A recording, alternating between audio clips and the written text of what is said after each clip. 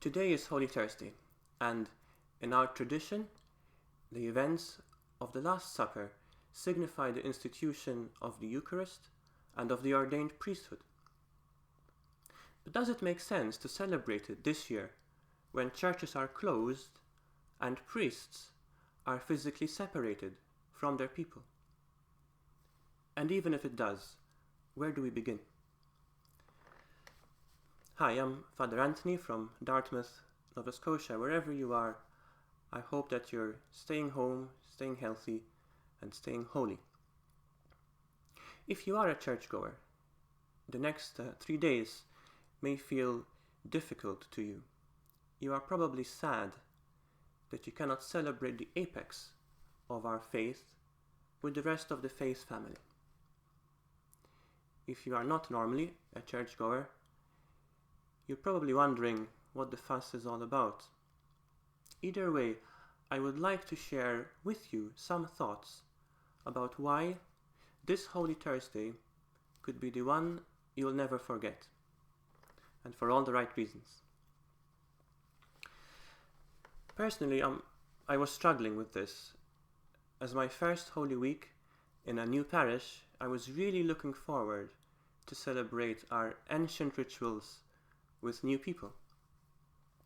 But slowly I started to feel that God is encouraging me to let go of my need to be needed and to focus instead on what you need at this moment.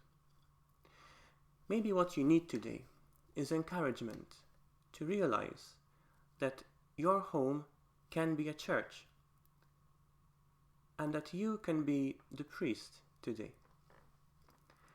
It's okay, I'm not going crazy or asking you to do my job, but this is a chance to be reminded that you celebrate your faith primarily at home, not in church. After all, in a typical week, you spend far more hours at home than in a church. And also, this may be a bit of a rare chance to exercise the priesthood you were given at baptism. This could be your opportunity to lead worship or liturgy. This may sound strange to our ears, but it shouldn't. After all, as Christians, we learned our liturgy from our Jewish ancestors in faith. For them, liturgy was something that was celebrated mostly at home, around the dinner table. Look at Jesus himself. His track record with religious buildings is not exactly stellar. When he preached his first homily, he was chased out of the synagogue, almost killed. When he entered the temple, he overturned the tables, and he predicted its destruction. And famously, the moment that he breathed his last, the curtain of the Holy of Holies tore from top to bottom. No wonder that when he teaches us about prayer, he instructs us to go to our room and shut the door. No wonder so much of his ministry takes place during meals. Jesus doesn't want to be confined to buildings and to ritual. He wants to dwell in you, in your life, in your home. So he can still dwell in you, even if no bread and no cup is blessed and shared today. Even if there is no ordained priest physically present in your space. I love praying with the gospel readings for this week. And as you know, we have 4 versions of it. The church always chooses John's version for tonight's celebration, and quite right. John dedicates almost a quarter of his 21 chapters to the Last Supper. But there's something very curious about the way John tells the story. He misses out the most familiar bit, the sharing of the bread and the wine.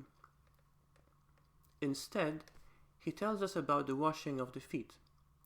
None of the other Gospels do that. We hear Jesus say, "Unless I wash you, you have no share with me."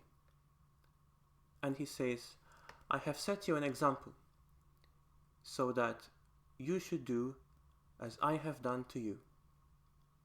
Peter objects, but Jesus makes it clear this is not optional for a disciple. The rituals of church and priests are deep and they are meaningful. But John wants to remind us of their purpose. The purpose of Eucharist is not to consume the body of Christ, but to be the body of Christ. The purpose of priesthood is not prestige, but loving service. My dear friends, the day will come when we will celebrate Eucharist together again, and when I can serve you as your priest. Today, focus instead on your call to be his disciples. Make this Holy Thursday memorable. Gather, if you can, your household, wash feet. He has set you an example, and it is not optional.